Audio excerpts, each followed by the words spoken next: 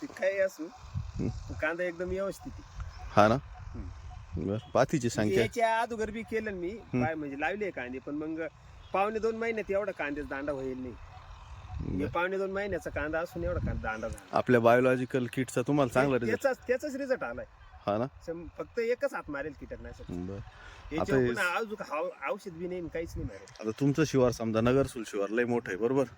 नगरसूल शिवारात तुम्ही पाहिले का असे आपल्या कांद्यासारखी एवढ्या दिवसात? आता जवळपास तर नाही जी. नाही ना. नाही. ह्या इकडे पाती मोजावर इकड्यावर.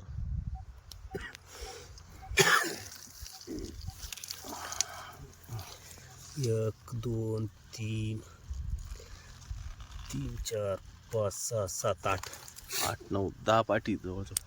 हा 9-10 आहे. जेवढे पातीची संख्या जास्त तेवढी कांद्याची साईज मोठी होत असते. म्हणजे तेवढी त्याच्यात आवरण जास्त. म्हणजे त्या खादीने काय झालं नाळ बी लांबले नाही मापात आहे.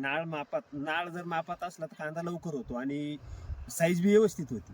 आणि किती फवारणी झाल्या आतापर्यंत? आतापर्यंत फक्त एकच फवारणी देईल कीटकनाशकची. तुमच्या औषधात पैसे वाचले?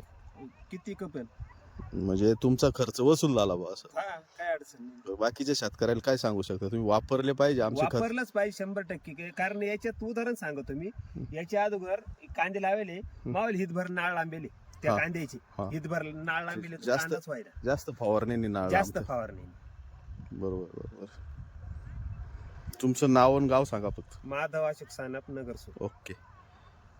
पुढल्या वर्षी परत तुम्ही वापरणार का? 100% फार लालपासूनच सुरुवात. मला एवढं नव्हतं पण मग आता त्यांनी सांगितलं ना.